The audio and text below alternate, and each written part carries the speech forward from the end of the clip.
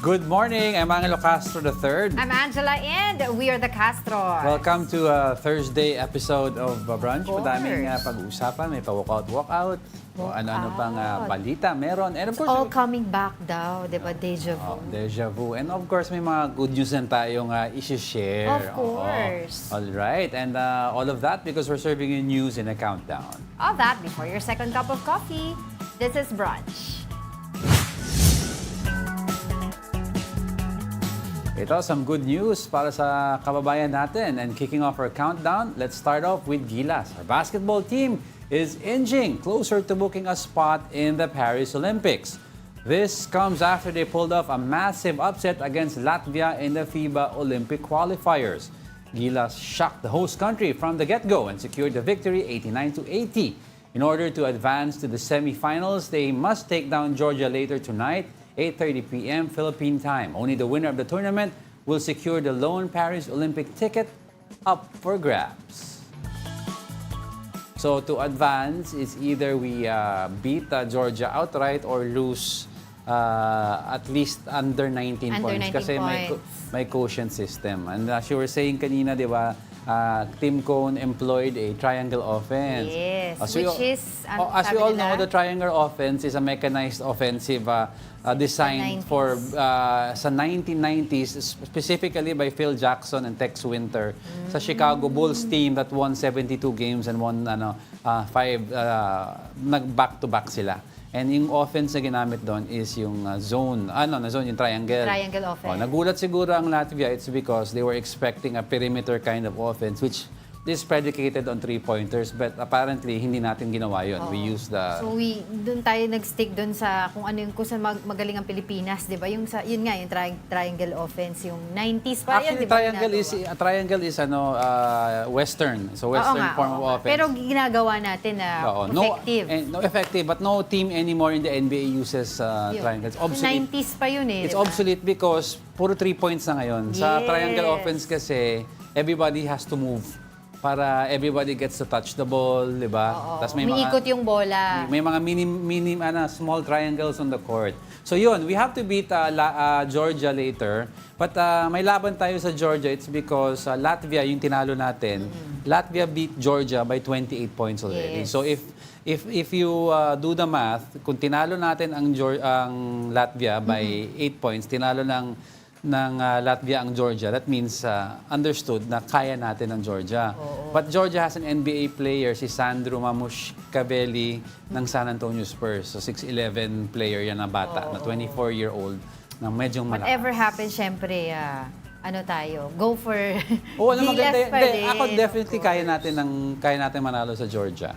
Medyo tricky lang yung semifinals. Pero itong pagkapanalo natin sa Gilas versus Latvia, ito yung pangalawa na no? First lang kasi since the 1960s. No, this is the first... hindi tayo nakapanalo na kinalaban natin sila. This is the first time, I think, in a long time 1960. that we've beaten a European team. Yes. Oo. Kasi Asian teams lang usually ang natatalo natin. Oo. So, alright, congrats, congratulations. Mainit-init yung laban kahapon. Oh. Talagang natuwa sila kay Justin Brownlee. Oh. Yung iba na puyat para panoorin yon yung game na yon para samahan ang Gilas Pilipinas. We won by 9 points, no? 9 yes, points. 89-80. Alright, let's continue with our countdown.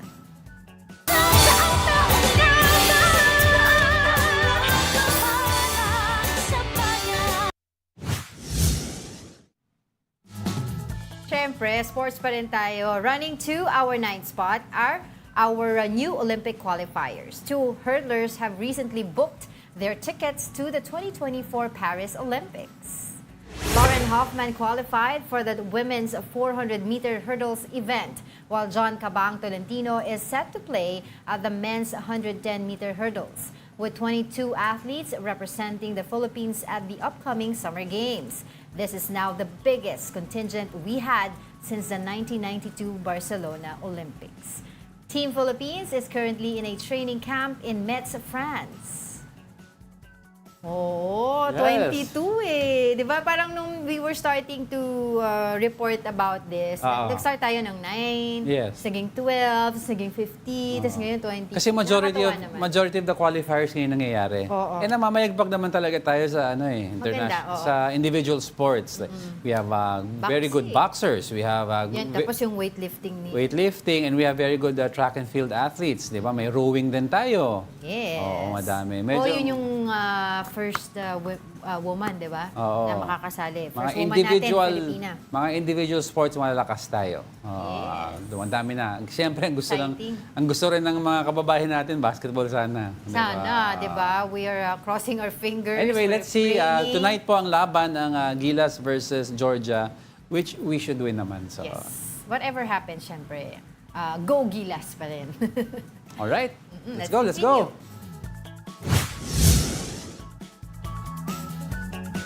Sizzling at the 8th spot is the recently closed Sofitel Philippine Plaza. The Labor Department has settled the dispute between the hotel's management and its displaced workers. Under the settlement agreement, the displaced workers will receive benefit packages, salary raises, and bonuses. If a displaced worker refuses the separation package, they should be re-employed should Sofitel reopen under the Philippine Plaza Holdings management. The hotel's labor union head, Nestor Cabada, said the settlement agreement is a win for them. Sofitel recently closed its doors to guests due to safety concerns. Yung mga manggagawa po ng Sofitel, on May 8 ay binigyan ho ng notice of termination po. Kaya ang position po ng aming union ay dapat po walang tanggalan. Nung kagabi po, nung July 2, ay nagkaroon po ng agreement. I think it's not only a victory of the workers, it's victory of the hotel. Ayun. So, talagang nilabi nila yan eh. Yeah. Since it was announced na supposedly magsasara nga itong Sofitel, talagang nilabi ng mga empleyado na magpatuloy pa rin sila sa pagtatrabaho If they reopen under yung Philippine Plaza Holdings. Pero may mga nagsasabi kasi yung mga legal experts na ang pwedeng gawin ng management is open under a different majority holdings company tapos minority na lang Philippine Holdings. They don't need to absorb anymore these workers. May run around dito. Sana naman hindi ganun. But if they're Pero looking... hindi, yun nga yung kasunduan na No, pinag-usapan nila. if they open under Philippine Plaza Holdings. Ang problema, if may nag-merge na bigger company tapos nawala sa majority yung Philippine Plaza Holdings and is taken over by another corporation, then the question is, will they have to reapply? Yun nga eh. Tapos kasi, I remember before sila nagkaroon ng kasunduan dito dahil nga pinaglalaban ng mga empleyado yung karapatan nga nila na makapagtrabaho muli under this management, sabi nila they will take this case to the international scene.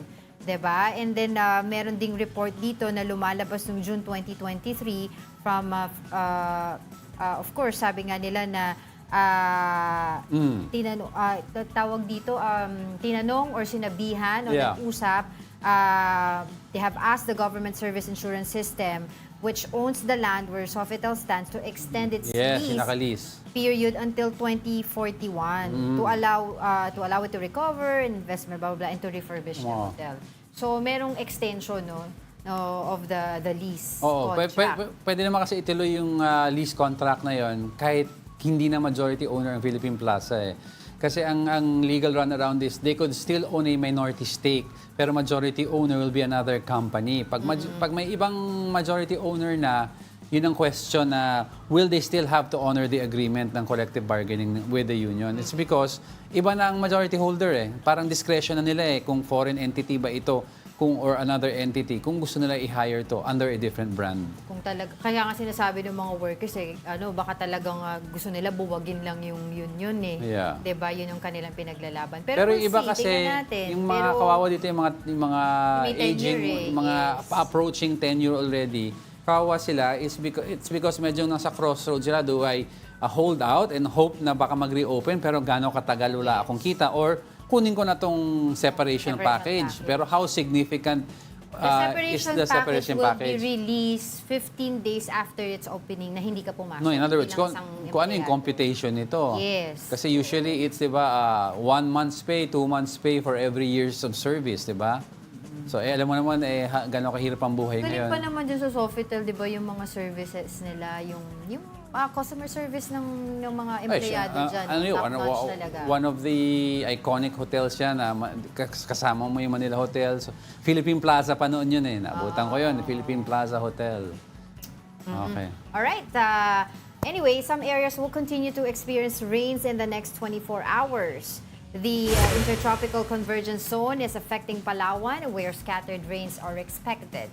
The easterlies will also bring scattered rains over the regions of Caraga and Davao, and isolated rains over Cagayan Valley, Aurora, Quezon, Bicol, and Eastern Visayas. Metro Manila and the rest of the country may also expect rains due to localized thunderstorms. Yan po yung ating update para po sa ating weather for today. Kasi nga, when we left the house, tayo, di ba, personal natin, medyo umaambon-ambon na siya, drizzling na.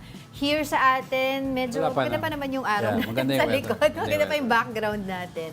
But yun po ang ating weather update for today. Okay, let's move on to the next. The Department of Health has warned again about the expected rise in leptospirosis cases during rainy season. So, what can we do to prevent this? Mobile Journal Francis Orsho has the story.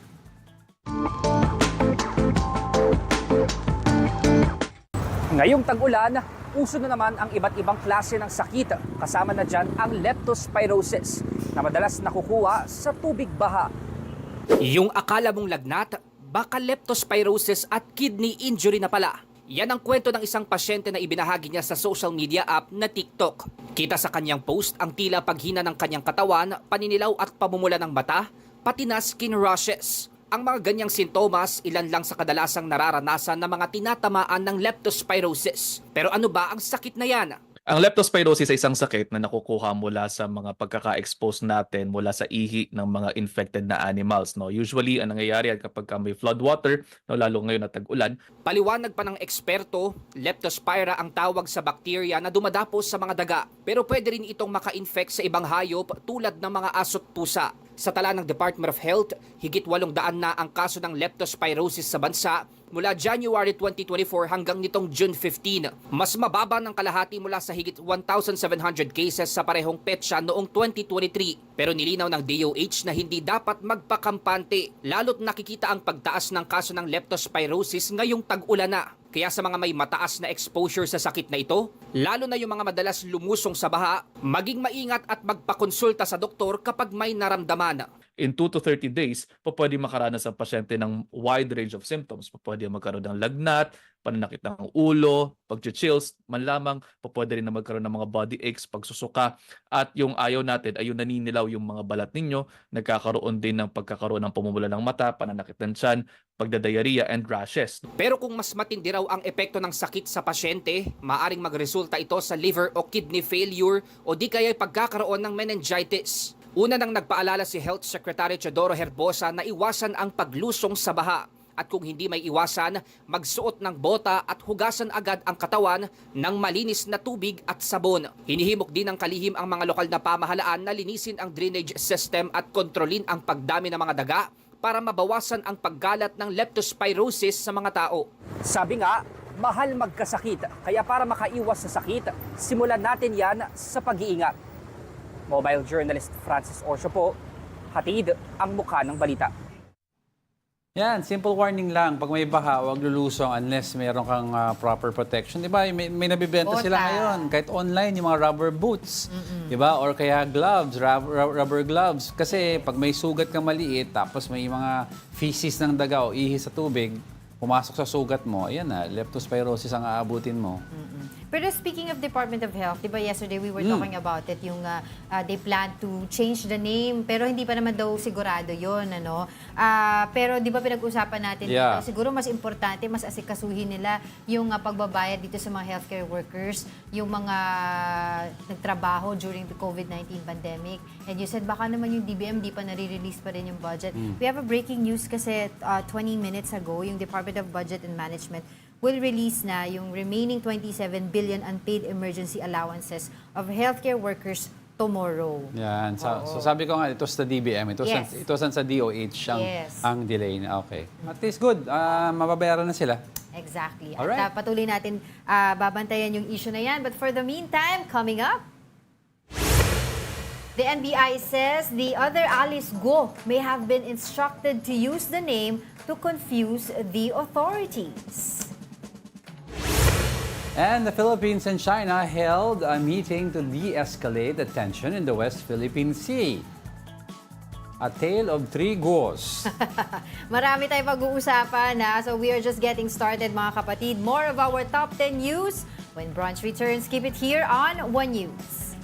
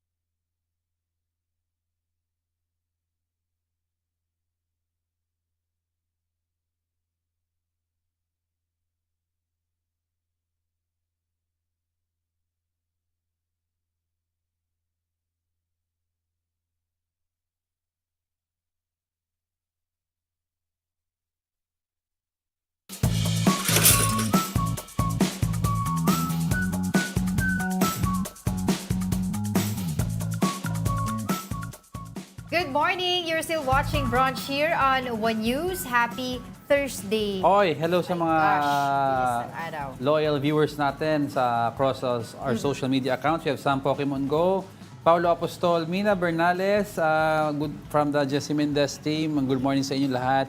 And of course, we have Vlad and we have Hiner, all our... Sila Ralph Domingo, binanggit mo. Ralph Domingo, dito wala pa lang siyang... Gary Field. Gary Estrada tuloy. Gary Field. Sam Pokemon Go. Go, ayun. Juan Miguel Oh. Ebron. Kung tinatanong po ano yung nakikita niyo makukulay na pagkain dito, we have of course ube puto, we have from Pangasinan, favorite kalash. white puto, and anong tawag dito? Okay, kuchinta. And of course, meron tayong peanut butter and bread. Bakit mo ba ako pagtatawa na pag sinasabi ko yung kuchin? Kasi hindi niya kaya i-pronounce.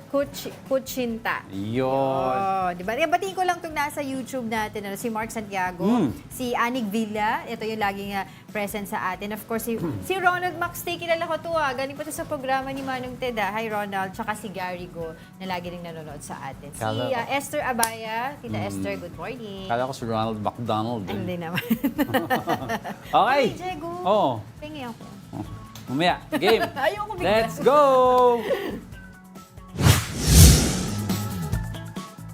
Going straight now to our 7th spot, a Filipino-American woman died after being pushed into an oncoming train in San Francisco, California.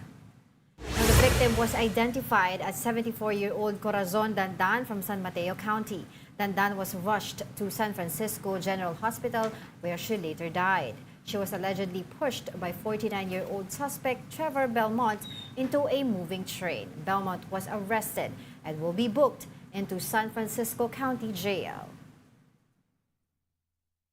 No, wala pa tayong full details kung ano yung reason, kung connected ba itong dalawang ito sa isa't isa, yung pinaka-reason bakit niya tinulak itong Filipino-American dito sa moving train sa San Francisco, California. Okay, Alright, next. let's move forward. Let's move forward. Ranking 6th in our countdown, the Department of Information and Communications Technology, or DICT, downplayed the recent hacking of its Disaster Risk Reduction and Management Division, or DRRMD, portal and system. The breach only compromised the DRRMD systems, which is not connected to the central office system. Hackers only got the data of 10 employees and involved about 230 megabytes of data. The ICT Undersecretary Jeffrey E&D said the data breach helped them in identifying their system's lapses.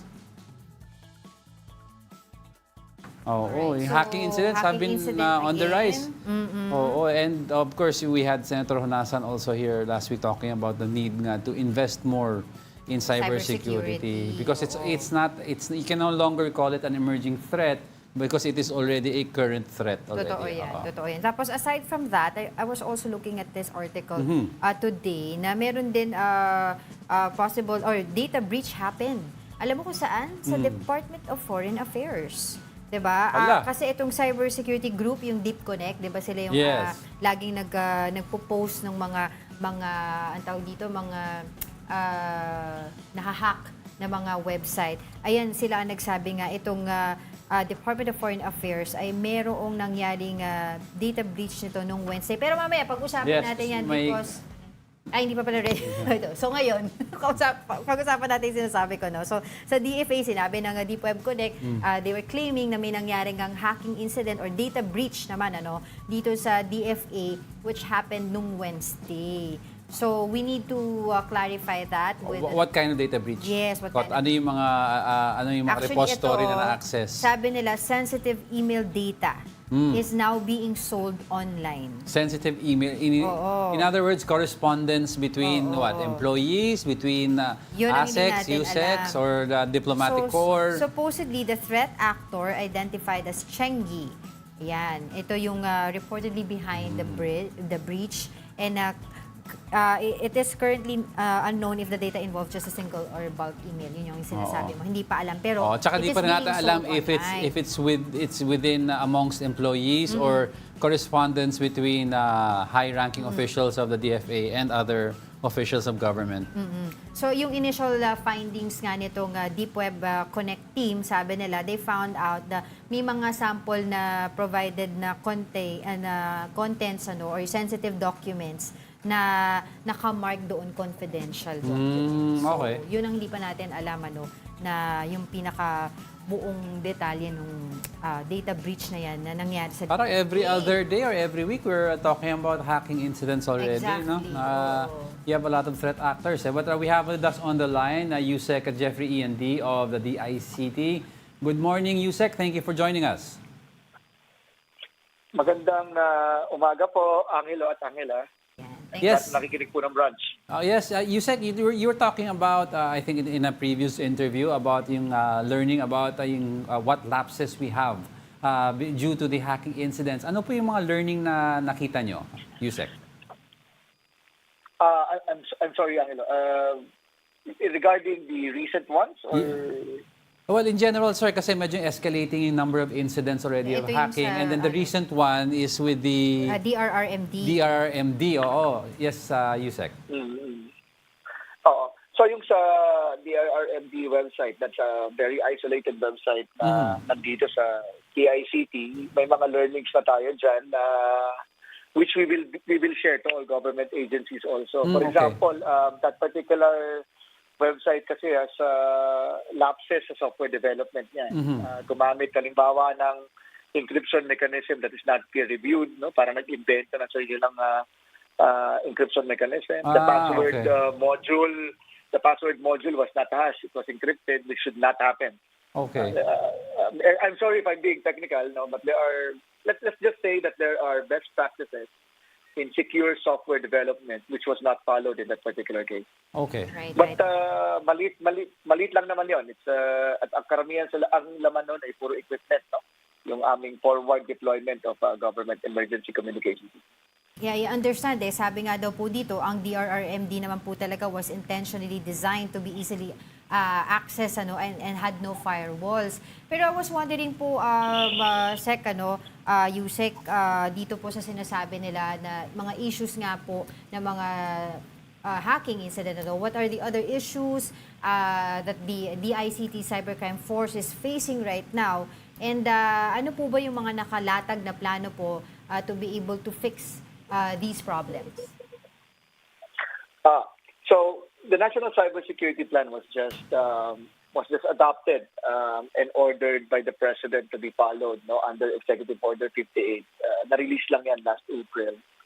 Now, this National Cybersecurity Plan is a comprehensive plan that started 2023, although promulgated 2024, pero we were starting it since 2023. Kasama na dyan yung pag-adapt ng mga best practices ng mga opisina ng gobyerno.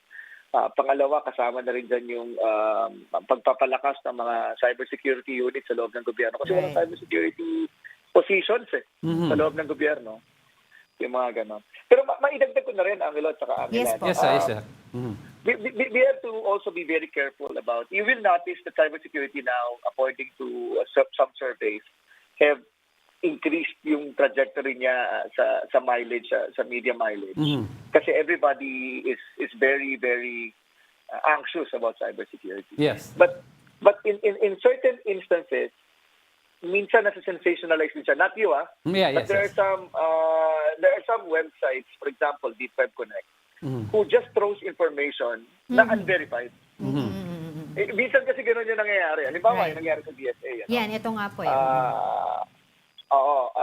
Hindi pa siya verified, but they just openly said, oh, by the way, your data is being Sold online. sold. Oo. Pero technically speaking, wala pa pong confirmation from DFA. Wala pa. Plus, if you look at it from a very minute scale, mukhang it's just one particular inbox that was compromised. Hindi naman yung buong email system ng DFA. It could be a phishing attempt, for example. Pero wala pa kaming, what I'm trying to say is wala pa tayong general findings. Yes. Pero we're still coordinating this. Alam niyo naman pag DFA ang pinag-uusapan. Yes. This has a tendency to also mahihirapan yung ating reputation kasi there are some communication exchange discussions or agreements we have with some of our with some other countries which may be affected kapag sinabi natin na compromise yung buong email ng DFA. What we can say right now is that it's not. Okay. It's not. Yes, Yusek, I'd like to ask whether you were saying kasi not all of the hacking reports coming out are verified, but very similar names sometimes come out with regards yung mga gumagawa nitong threat, whether totoo po silang nakahack o hindi. Ano po ang nakikita natin? Is there a link between all this noise? Or is there one group doing this, whether they want to sell fake hacked information or verified information? Is there one group na nakititignan natin? So there are several groups which are of interest. No? Nahuli na natin just recently si Kangkong and I understand that they are implicating a journalist as part of this entire scheme, no, of sensationalizing issues of cybersecurity. But there is another group of individuals by the name of PH1NS who was responsible for more than 7 or 6 hacking incidents in government. We've already coordinated with NBI, with PNP, I mean all of government's police, cybercrime-related police units are looking into this particular personality. Itong recent naman si Cheng Li, bago ito eh. Okay. Pero when we looked at ito yung sinasabi nila about DFA, bago ito, but when we are looking into his profile, apparently nagbebenta rin siya ng data about some emails from the Taiwanese government, some emails about the Algerian government. So we're also, this particular individual, we may need to coordinate also with our international partners regarding his whereabouts. Okay, you said, Kasi tinignan namin yung bridge forums niya, hindi lang Pilipinas. so, Marami. madaming kliyente. Taiwan ang pinaka-prominent doon. Okay. Maraming kliyente. Yes, and Yusek, no, even if it comes out in reports left and right na may mga hacking incidents, data shows that it went down. Yung cybercrime cases have declined by 36%. Now, what are the factors you think behind the decline in cybercrime incidents? Not sure. Depende sa kung sino yung nagsabi ng data, no? Kasi meron dito sa data nagsabi nag-increase. Pero kung year on year, based on last year, medyo nag-decline na. Okay. Of course, ito yung palagi ko sinasabi na some of our laws have been I know there's a lot of question about the SIM card registration law, but I think that also helps, no? Even though the scammers are now transferring to Messenger and other OTT devices. Also, napansin nyo naman that DICT and our cybercrime units, including NBI, CICC, and the PNP have been very, very active in all of these cases. Okay. So I think that also helps in reducing cases of criminality, especially in cyberspace. Alright, sige. Maraming salamat po sa inyong oras. That was DICT USEC, Jeffrey Ian. Thank you so much. Salamat.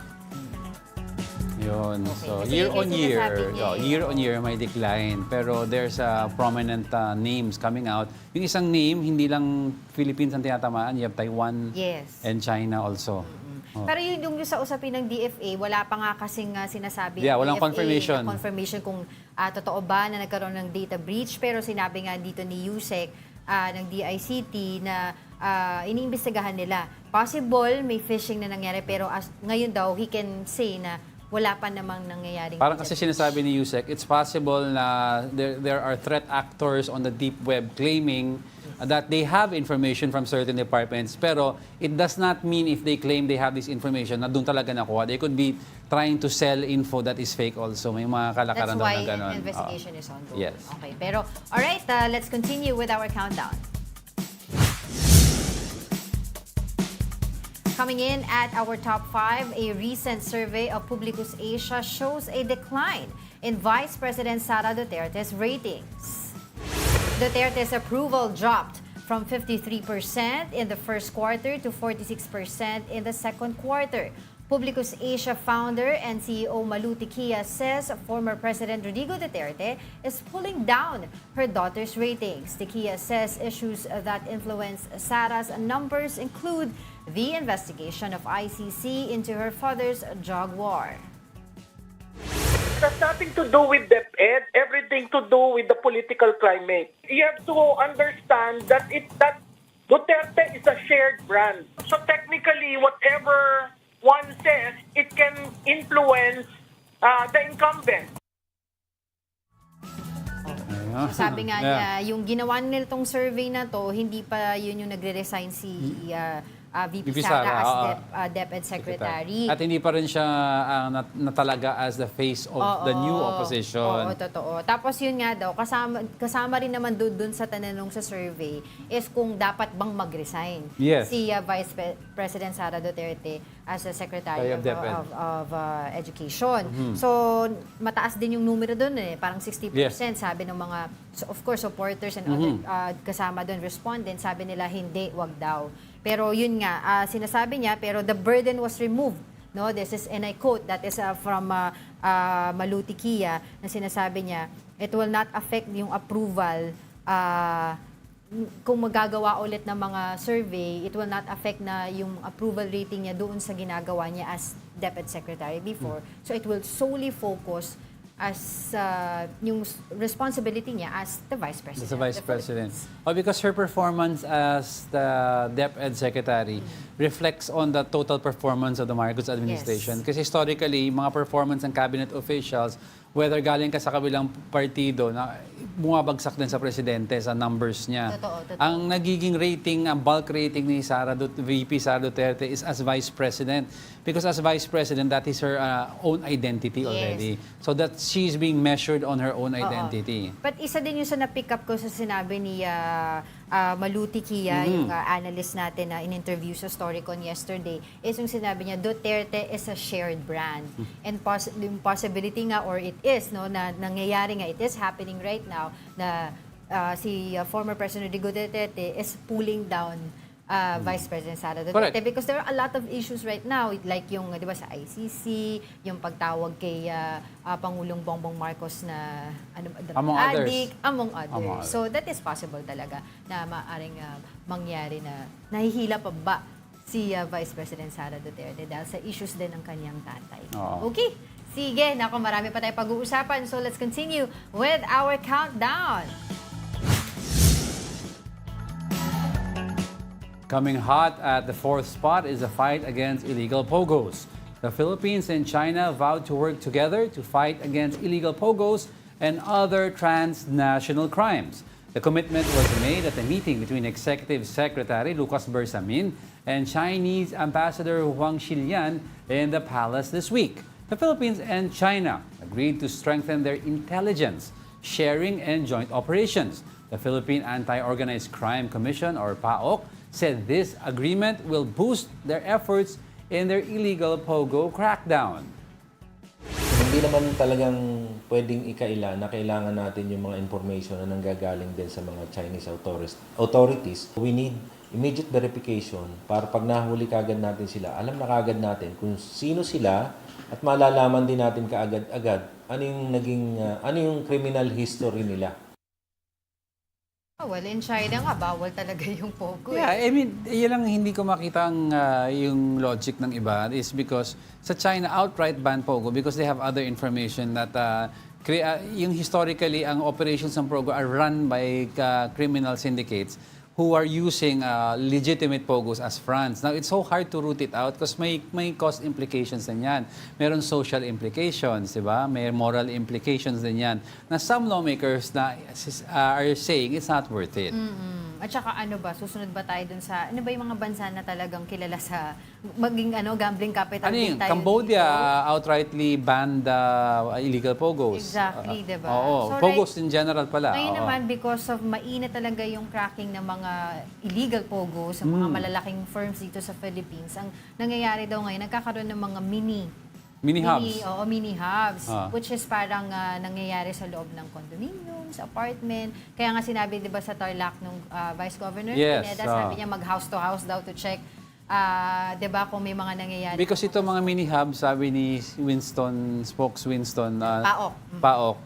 galing din to daw sa sa mga malalaking Pogo na na-raid na nagwatak-watak. Para matuloy lang yung operasyon, they branched out into mini villas, condominiums, para... So, alam natin yung mga, ang tawag dito, yung mga senators, di ba, they're calling outright ban ng Pogo. But House Speaker Martin Romualdez is not in favor of a blanket ban on Pogos. In a radio interview, Romualdez said the ban will lead to more underground operations. That means the government can no longer monitor these companies nor demand taxes from them. Romualdez says it's better to implement stricter regulations on Pogo operations. Yet again, We have to take a look at both sides. Oo nga eh. Sa Senate naman kasi majority Senate. of them are in favor of banning Pogos makikita outright. na naman natin yung, kumbaga, anong tawag doon, disapproving points between the Senate and the Congress. Di ba dati yung charter change and a lot of issues. Right now, Pogos naman because majority of the Senate majority of the Senate, mga senators doon sa Senate ay gusto nila na i-ban totally, outright ban ang Pogo. But dito sa House of Representatives, nakita natin na medyo sabi nila, sundin ang batas, tignan natin, wag blanket ban. Ako naman siguro, we should check with our other countries, mga counterparts natin that have banned Pogos as to ano yung nakita nilang mga reasons. Baka they have intelligence info na wala tayo. Like Cambodia, tanongin natin, ano yung nakita nyo sa ba't kayo nag-ban ng Pogo outright? China, why isn't online gaming allowed in China? Ano ba nakita nila? Ito bang mga nangyari dito sa atin ng mga scamming incidents, yung mga torture, etc. ng mga transnational crimes behind these illegal Pogos?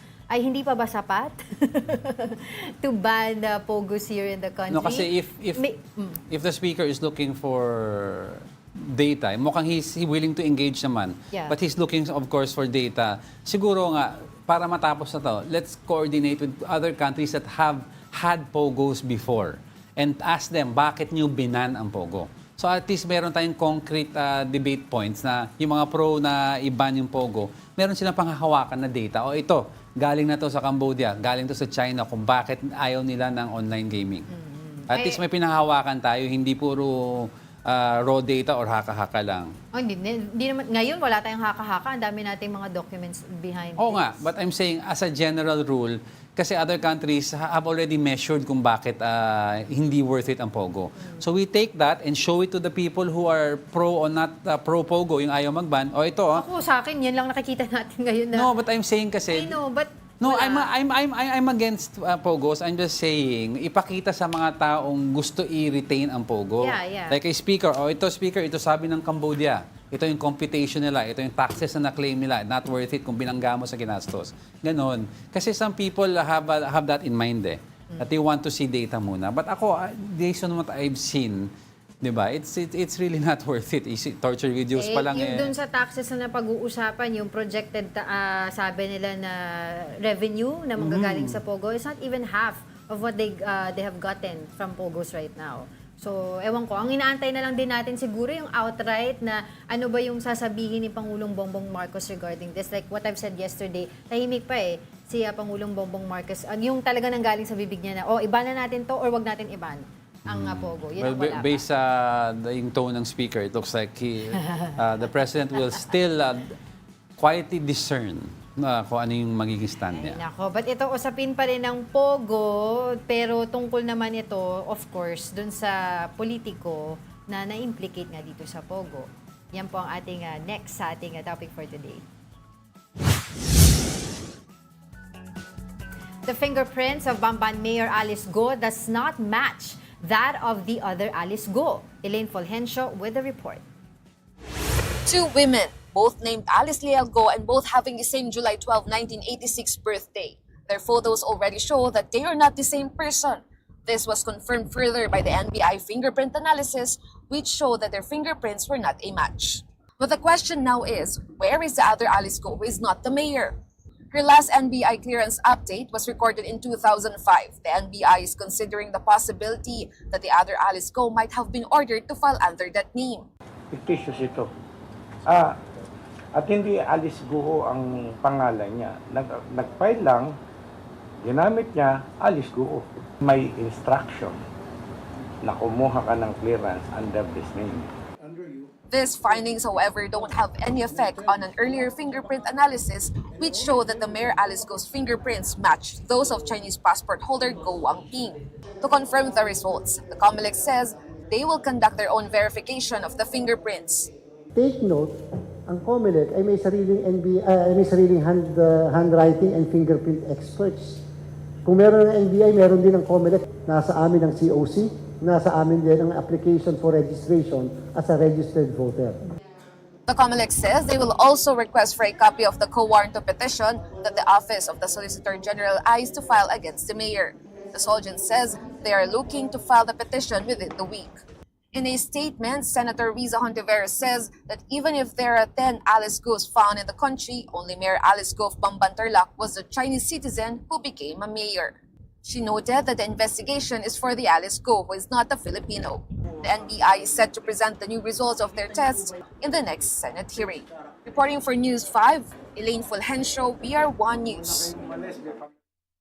Medyo magulo nga yan kasi sa Edo, sa mga reports na nakikita natin sa mga dyaryo, sabi nila there's a third Alice Go. Pero yun nga, nililinaw natin dito sa atin, di ba, na there's no third Alice Go. It's just that chinek yung prints ni Alice Go na Bamban Mayor, Bamban Mayor. and then yung isa na yung Go Wapping, Which is her, one in the same. One in the same, nag-batch. And then another one na Alice Go, yung nakita natin sa NBI na parehas ng pangalan, parehas ng birthday, Yeah. pero magkaiba ng fingerprints. So you have Tapos to- ito yung sinasabi na pangatlo, supposedly, ay pinuntahan nga yung bahay na address doon, pero wala naman daw ganun na street at wala naman din nakatira na ganun ng pangalan. So you have 2 Alice Gos and 1 Go. Anong pangalan niya? Alice Lial Go nga. No, you have 2 Alice Gos Yung na Guahaping. Guahaping, which is one with the One other in the Alice. same. Alam mo, Daw. ang sinasabi nila, actually, who's controlling the narrative is si Mayor Alice Go.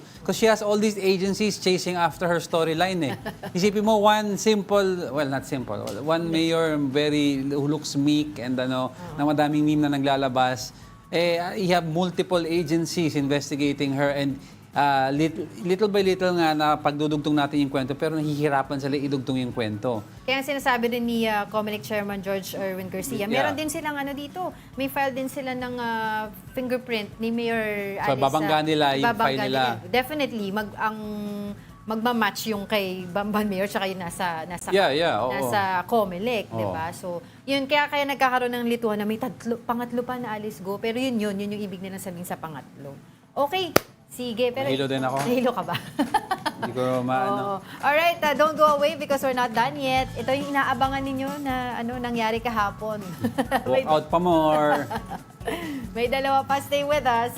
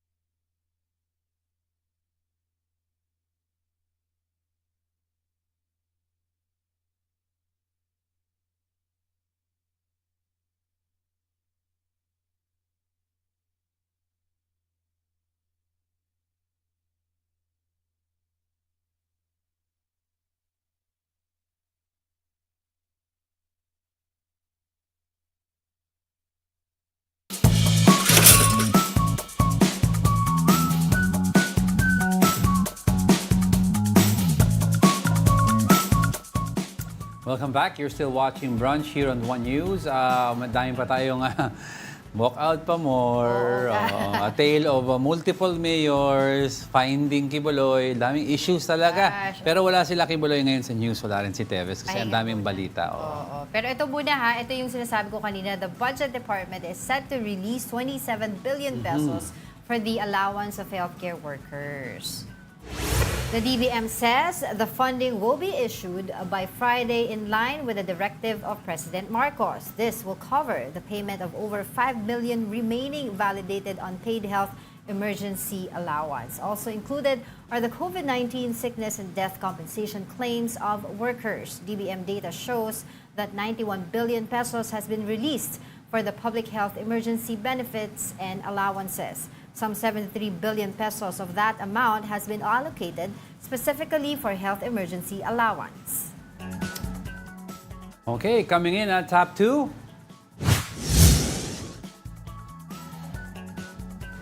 The Philippines and China held their first formal dialogue since a violent encounter in Ayungin Shoal on June 17. Foreign Affairs Undersecretary Maria Teresa Lazaro and Vice Foreign Minister Chen Xiaodong led the Philippine and Chinese delegations respectively. In a statement, the DFA says that although significant differences remain, there was substantial progress on developing measures to manage the situation at sea. Senator Francis Tolentino says meetings like this could be helpful as long as China is being genuine in its commitment. It has to be backed up by actions. Makita nila yung sincerity. The only proof that we would need would be sincerity. Pero kahit mag-usap, pero hindi pa rin nila pinapayagan yung ating mga mangingisda sa Baho de Masinloc, hindi pa rin hinaharang pa rin nila yung RORE. Kahit isang taon tayo mag-usap. Well, the mere fact na nakipag-usap nga sila during this bilateral consultation meeting at dumalo nga dito si Chinese Vice Foreign Minister Chen Xiaodong ay yun nga sabi nga nila medyo nagde-de-escalate na yung tension. But after that, sabi ko, loko-loko tong newspaper na to. Pinakita nila na itong powerful US mid-range missile system na to ay aalis na by September. Galing sa US. Nakita mo yung relation. Pero sabi nila kasi, di ba, this is ano naman daw talaga, ginamit lang for the training, during the training here nung mga nakaraang buwan. So, wag na daw bigyan ng kulay yung pagpapaalis ng powerful US mid-range missile system dito sa ating bansa. But okay, but at the end of the day, nasunod din ang gusto din ng China magkaroon ng bilateral meeting, 'di ba? Basta ang mag-uusap lang ang kanilang narrative ay Pilipinas at China dahil Correct. sila lang daw ang at stake in this issue. But of course, eto na, pumunta na tayo sa ating number 1. Our top story for today is another tension, but this time it's in the Senate. Senators Nancy Binay and Alan Peter Cayetano clashed during a hearing about the construction of the new Senate building in Taguig. The tension was so high, it led to Binay walking out of the hearing. Here's the report. Ba't ka galit na galit sa akin ngayon na nire-review ko yung amount na yan? Ang goal ko lang matapos ang building na to. At Paano nga matatapos? 15 buwan yung phase 3 sa mesa mo, wala kang ginawa. Senate Accounts Committee Chairman Alan Peter Cayetano and Senator Nancy Binay butted heads in a Senate hearing yesterday. The two were discussing the controversial construction of the new Senate building in Fort Bonifacio, Taguig City. Senate President Cheese Escudero earlier halted the project after he discovered that the billing has already reached 23 billion pesos. Binay, who previously headed the Accounts Committee, questioned Cayetano's report of the building's expenses. Binay argued that based on the data of the Department of Public Works and Highways, the building's Phase 1 to Phase 3 construction only costs 21.7 billion pesos. Cayetano rebutted this by saying that his data came from the Senate coordinating team that previously worked with Binay. Records to ng SCT, Senator Binay, that was given to me by the SCT. Who are your staff? Yes. Wait, So what's the problem? No, ma'am, ginugulo mo yung hearing wala namang kailangan magulo. Yan ang sinabit sa akin. So kung sasabihin mo mali, edi ano yung tamang number? Can we just go back? Listen, ang problema sa iyo, you keep going around saying, gusto ko makausap si Alan, gusto ko makausap si Cheese. Nagkita pa tayo sa party, may cellphone, hindi mo na kami kinakausap, tapos manggugulo ka ngayon sa hearing. Later on, Binay accused Cayetano of politicizing the project. Recall that the Binays and the Cayetanos were in a rift after the Supreme Court ordered the transfer of 10 Embo barangays from Makati to Taguig. Ikaw yung pumupunta sa media, sa radyo, kung ano-anong paninira, kung ano sinasabi mo sa akin. Sabi mo, may sumasaksak sa likod mo. Di kasuhan mo ng attempted murder. Sino ba sumasaksak sa likod mo? Sasabihin mo sa media, may kilalaman to sa Taguig at Makati. Tapos sasabihin mo, may sumasaksak sa likod mo. Ano iisipin nila? Pero Hindi sinabi naman ko ba marites. na Alan Peter Cayetano ang Hindi. sumasaksak Pero- sa akin? Parang, di ba sabi nila yung pag nagre-react ng ganyan, baka guilty. Ma'am, basta sasabihin ko sa iyo, Lourdes ang pangalan mo, hindi Marites. DPWH confirmed Binay's report that the construction of the new Senate building is not pegged at 23 billion pesos. After this confirmation, I made my point. There's no such thing as 23 billion sa Paulit-ulit na tayo DPWH. kanina Thank pa you, na Mr. Chair. 21.7 billion. Kabuang Kanaday. Tapusin natin na maayos to. Senado to ng Pilipinas, hindi to palengke. a Senate hearing about the new Senate building project will continue next week. Well, tapusin daw yung hearing, di daw palengke. Pero Napanood natin yesterday. the way the narrative was going, parang ang nasa palengke si Senator Alan Peter Cayetano eh. How he was talking, calling even the... Ano naman kung palengke, di ba? Yeah, but there's nothing wrong. I'm saying, di ba, tinawag mo pa ang marites ng isang senador. Don't resort to name calling. Continue the debate kung gusto Ano nyo. yung sabi nila, when you argue daw, stick to the topic. Oo. Kasi when you go low, ibig sabihin, Nawawalan you ka na lose ng... your argument. You're losing substance sa argument mo. Pero ang sarap nung kain ni Senator doon, no? Oo, si Senator Robin Padilla, Robin no? Hood Padilla. Oo. Ano kinakain yan? Yummy yan. Pero yun nga, no, parang iniisip ko nga, ilang hearings na naman kaya yung mangyayari dito sa ongoing investigation nila. Dito sa, investigation ba matatawag to? No, Yung dito sa looking into. Looking into. Hindi, tsaka sinabi nga ng ibang senators, the longer that this construction is halted, mas malalaki ang cost na may incur Exactly. every Tsaka delay. malaki din ang ginagastos kapag Malaki nagkakaroon ng hearing itself. Ha? Yes, oo. So, pero yun nga, ang sabi nga dito, yung phase 3 naman yung na-halt. Oo. Diba? Yung phase 1, which is estimated na magkaroon ng nagastos na 8.9 billion, yun yung core and shell, kasama na yung mga furniture, Yes. etc. Phase 2, estimated cost nito ay 2.5 billion. Ito yung fit-out package, including, ito na pala yung furnishing at saka yung sa Yung tiles. nagka-issue sa mga tiles na Oo, pwede naman siguro Yung parang mamahal daw kasi. not the most expensive but that looks nice naman. Oo. So phase 3, yun yung sinasabi nila na additional 10.33 billion. Yun yung works to complete. Pero yun nga yung tinatanong dito, tsaka yung sinabi ni Senator Nancy Binay na parang bumabalik lang daw. It's all coming back. 'Di ba? Yung nangyari na hearing before, Kasi- yung sa issue nung sa parking lot Yes, sa Makati. Makati. Kasi for DWH context, the Hacked. Binays and the Cayetanos have no love lost. Because nag-aaway sila because recently nakuha yung mga Embo barangays, di ba? From Makati. Kasama lang yan sa mga pinag-aawayan nila. Just for context na, Yes. from Makati all the way back to Taguig. So nagkaroon ng jurisdictional problems pa nga sa BGC.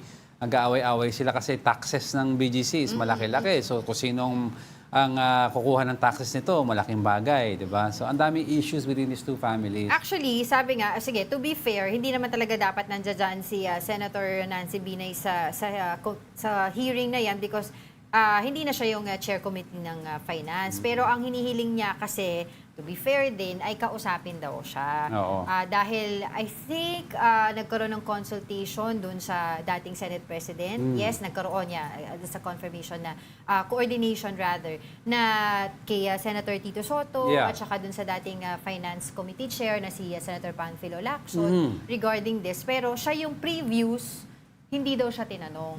Diba? To be fair nga, sabi ni Senator Panfilo Lacson doon sa mga unang-unang interviews niya nung pumutok itong issue na to. Looks above board naman daw. Sabi niya, tsaka to be fair, wala pa namang inilalabas na pera para dito sa phase 3 Yes. ito si Senator Nancy Binay because she also herself questioning DPWH ano tong mga additional na Yes. 10.3 na ito.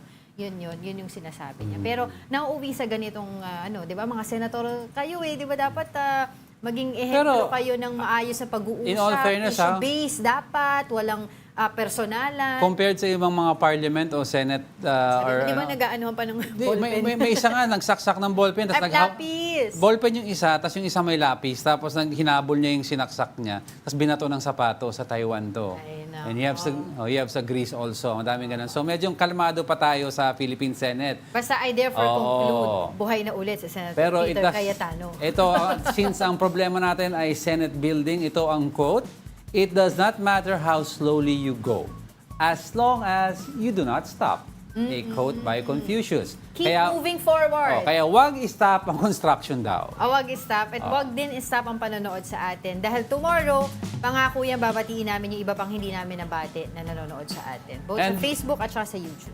Okay, and that wraps up today's episode of Brunch. Join us again tomorrow. I'm Angela Lagunsad Castro. And he is Angelo Castro III. We are One News, all sides, all the time. Pengin puto.